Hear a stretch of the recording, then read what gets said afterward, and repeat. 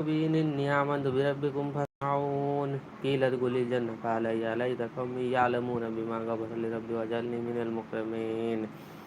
وما أنزلنا على قوم من بعد من جنود من السماء وما كنا منزلين إن كانت إلا صيحة واحدة فإذا هم حامدون يا حسرة على العباد ما يأتيهم من رسول إلا كانوا به يستهزئون ولم كم هلكنا قبلهم من القرون أنهم إليهم لا يرجعون وإن كل لما جمع لدينا محذرون وآية لهم الأرض الميتة وأحييناها وأخرجنا منها حبا يأكلون وجعلنا فيها جنات من نخيل وأعناب وفجرنا فيها من العيون ليأكلوا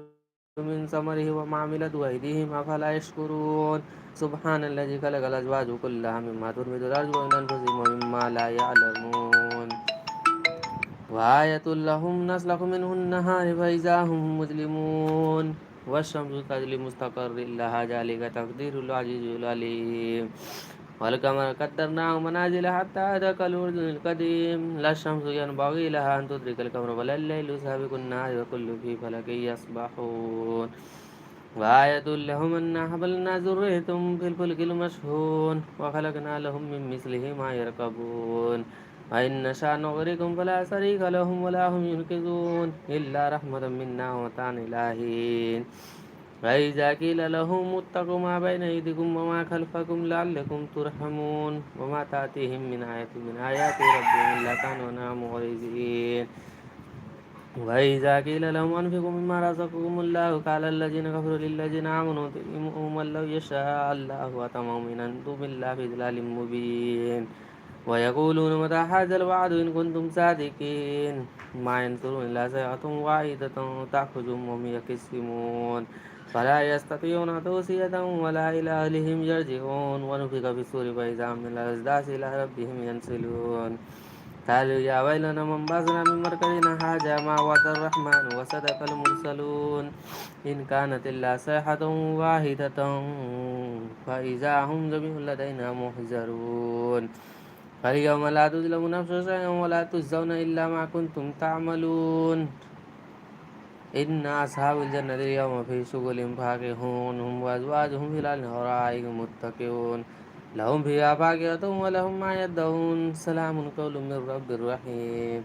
وامتازوا اليوم أيها المجرمون ألم أعهد إليكم يا بني آدم ألا تعبدوا الشيطان إنه لكم عدو مبين وأن اعبدوني هذا صراط مستقيم ولقد أجل منكم جبلا كثيرا فلم تكونوا تعقلون هذه جهنم التي كنتم توعدون اصلوها اليوم بما كنتم تكفرون اليوم نختم على أفواههم وتكلمنا أيديهم واشهد أرجلهم بما كانوا يكسبون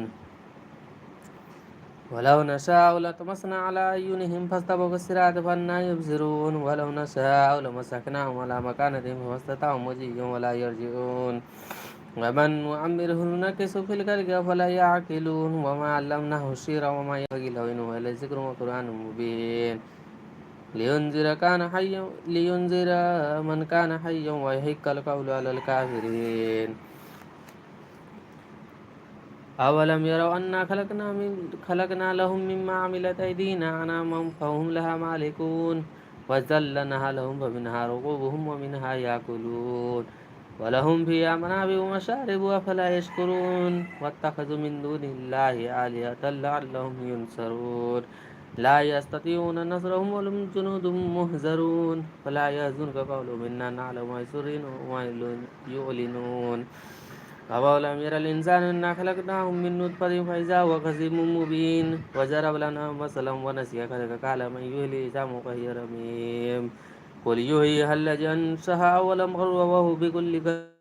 خلق عليم الذي جعل لكم من الشجر نارا فإذا أنتم منه توقدون أوليس الذي خلق السماوات والأرض بقادر على أن يخلق مثلهم بلى وهو الخلاق العليم